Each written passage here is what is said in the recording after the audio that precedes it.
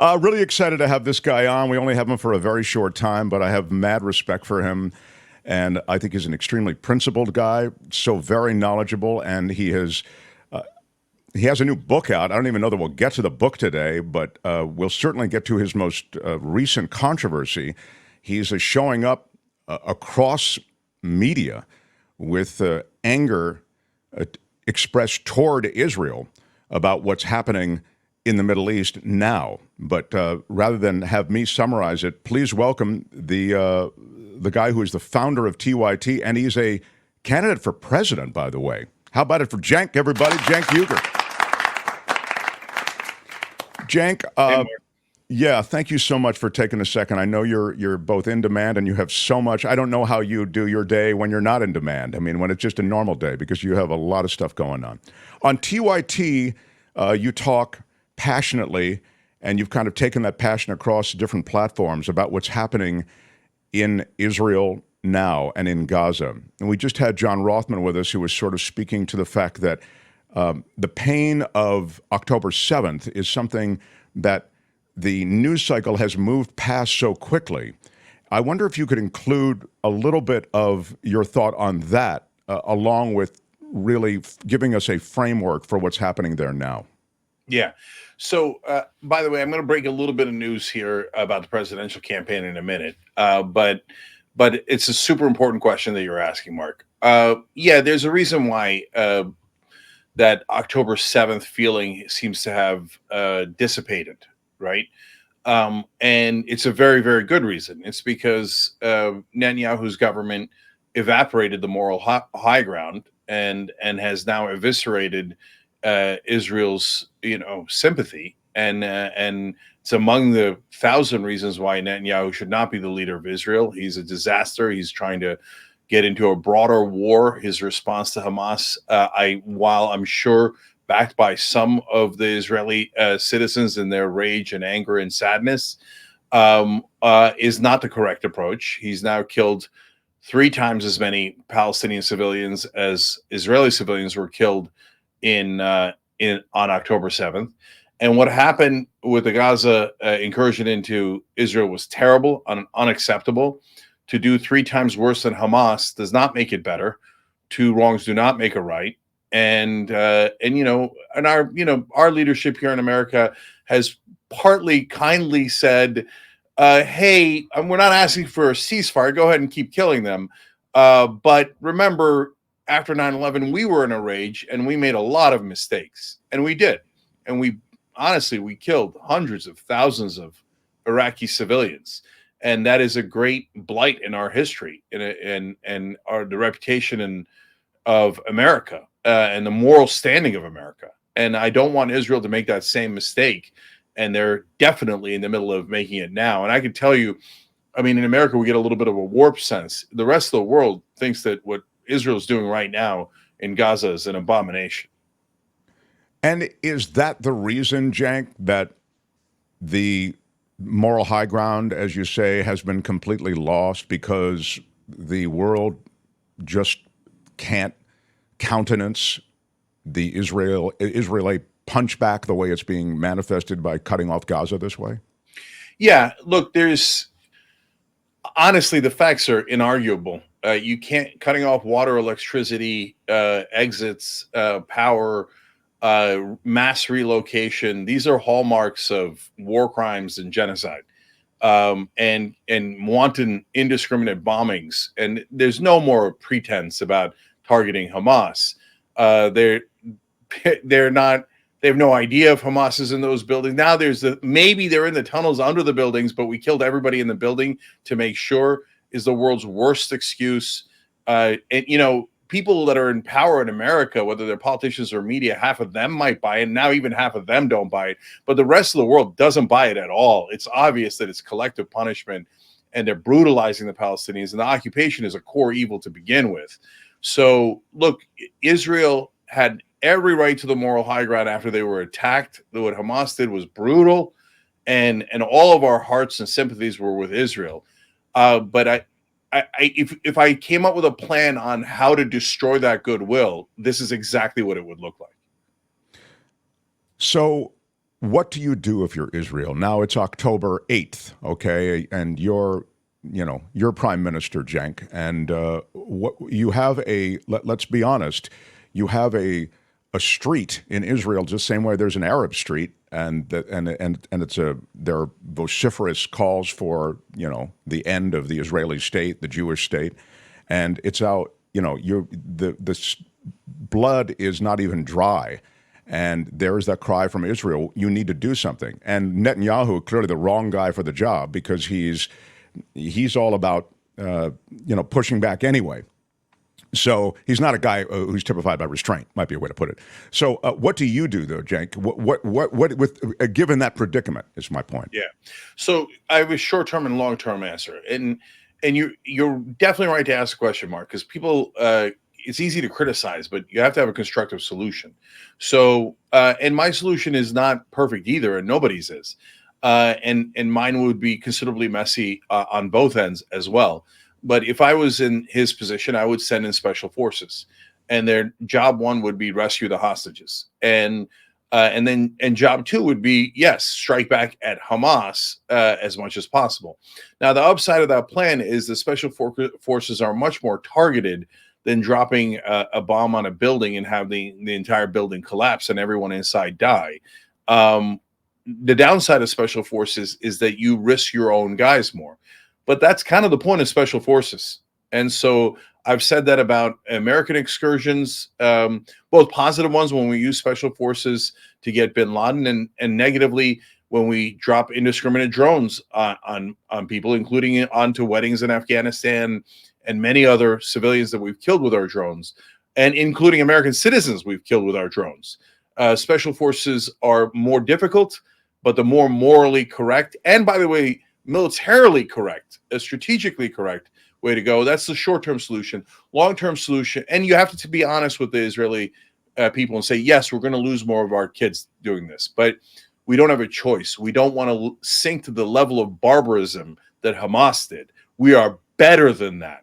And I would give a speech about the moral core of Judaism and how beautiful and wonderful it is. And I would make references to Passover and how we pray not only for ourselves, but for our oppressors and sometimes for the oppressed as well. And so I would appeal to the moral core of Israel, which I know exists, and then use the special forces. Now, long term, you have to end the occupation. There's no ands, ifs, or buts about it. There is no justification for the occupation.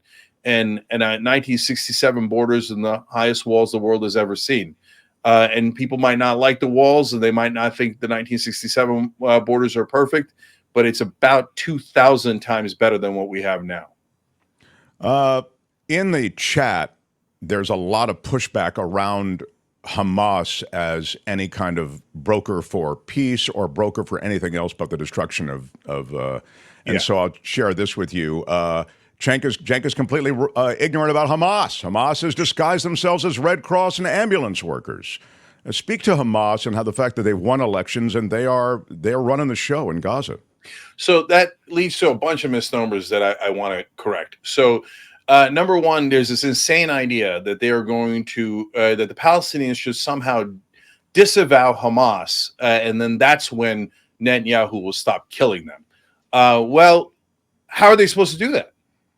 What is the vehicle by which the Palestinians say that Hamas does not represent us? There is no vehicle. It is literally an impossible ask. So that's just a way of saying we're going to kill as many Palestinian civilians as humanly possible, with no potential recourse for Palestinians, nothing to do. So what did Hamas do? Hamas won an election. First of all, sad day for the rest of us. I hate Hamas. They're Muslim fundamentalists. I'm an apostate. They would probably kill me first.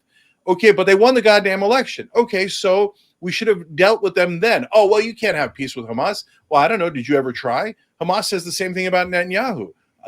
How about we try? You don't get to do peace with angels. You don't get to do peace with lovely people. You do peace with your enemies. That is by definition. And you don't get to say to your enemies, I don't like your representatives. Give me different representatives. But at this point, all that has become moot because, as expected, after Hamas won the election, they never allowed another election again. So the Palestinian people have no way of saying that Hamas does not represent us. And if you think, as I do, it sounds like that that viewer does, that Hamas is a terrorist organization that is keeping the Palestinians down, well, how are they supposed to rebel? How are they supposed to say, Israel, we would like to do peace? So that's why saying, oh, and then the last misnomer, oh, they just hate us because they're anti-Semites. No, guys, there's massive anti-Semitism throughout the world, and including here in America. And we've had synagogues shot up. So anti-Semitism is 100% real. But there's generalized anti-Semitism in Turkey and Indonesia and Saudi Arabia and Norway and America, etc. But none of those places are attacking Israel. Be honest. The reason why the Palestinians at this point despise Israel is because Israel has kept them in an open-air prison for 56 years. And please do the one thing that I ask everybody. We're all humans. These labels are nonsense. So just flip the labels for a second and then see how you feel. If the Palestinians had occupied Israelis for 56 years and kept them under their thumb and said, you're too savage, you're too violent for me to make a peace deal with you, and I don't like your representatives, so you're going to be occupied forever and ever and ever because you're too violent, okay? That's the nature of your religion. Imagine. That would be horrifying, and I would hope that the whole world would cry for the Jews in Israel who are brutally occupied by the Palestinians. Now, the reality is that is the exact same situation, just reverse the labels. We've only got another minute or two. I promised to get you out of here. But I do want to just follow up quickly because I'm seeing it in the chat, that Israel pulled out of Gaza to give Palestinians control of Gaza. No, they didn't. So, hey, when you control a country or an area, when you can cut off their water, power, and electricity anytime you want. You just cut it off and you say, you're under my rule. I have my boot on your neck, and there's not a goddamn thing you could do about it. That's when you know you're occupying a country. Please don't kid yourselves. Israel is definitely occupying Gaza. Can Canada cut off our water and electricity in America? Of course not. Right, but you didn't see the pull out of Gaza of every last Israel. There were a bunch of Israeli settlements, as you know, in Gaza. There were agricultural things, there were factories, and they were all destroyed pretty much when Hamas took over. You didn't see that, Cenk, as an act of good faith on the part of the Israelis? No, it was a fine beginning, but it was such a half measure that it was bound to fail. And then that failure has damned us all. So guys, there's a right way to do this, and you all know it. I just have to remind you of it. Israel made a great peace deal with Egypt. And that was thanks to the angel here, the President Jimmy Carter, that brought them together in Camp David. And they didn't want to do that deal. And remember, Egypt is now the top ally of Israel in the area, and especially when it comes to, controlling the borders, et cetera, et cetera. But back then, Egypt was the leader of the people who attacked Israel and wanted to kill Israel. And everybody at the time said, oh, the Egyptians are so anti-Semitic. They want to kill all the Jews. We can never have a peace deal with Egypt. Well, the warmongers were wrong. We did get a peace deal with Egypt, and that peace deal held for all this time. You make a peace deal with your enemies, not with your friends. And the last time Israel did a peace deal, it worked out spectacularly. So let's do that again. And by the way, guys, this isn't just about protecting Palestinian lives. What happened to those poor Israeli civilians is beyond heartbreaking. It's also about protecting Israeli lives. In fact, I don't know anything that endangers Israel more than what Netanyahu is doing now with preemptive attacks inside Lebanon and Syria. He's trying to broaden the war to include Iran. Iran is 4 times the size of Iraq, and America couldn't beat Iraq. How is Israel going to beat Iran? Why would you get into a wider war? It's literally the only thing that threatens the existence of Israel. You have to stop this madman, Netanyahu, because he's going to get you into a giant war Israel's not going to be able to get out of. It's not just morally wrong when it comes to the Palestinians. It's also strategically terrible for Israel. Please get out. Ceasefire. I don't mean to get out completely. Send in special forces. Go get the hostages. Right now, Netanyahu doesn't care about the hostages at all. In fact, he put in a plant at a meeting with hostage families. What a sick guy. And to yell at the other families, a guy who does not actually have a family member who's a hostage, who's a Netanyahu supporter, Netanyahu who put him into that meeting and said, go yell at the other family members and tell them that they should just suck it up for Israel. Netanyahu's a terrible, terrible guy. You should get rid of him immediately. Otherwise, he's going to drag all of us into the worst war we've ever seen. Cenk, I've got to say goodbye to you, but I've got another couple of minutes. I want to ask you what's happening with this presidential run. Yeah. So the announcement that I want to do is that we got a campaign director. So and it's a wonderful person. It's Cara Eastman. She was a Just Democrat, ran in Nebraska, almost beat Don Bacon by about 1.5 points, which is amazing. It's nearly miraculous the work she did in Nebraska.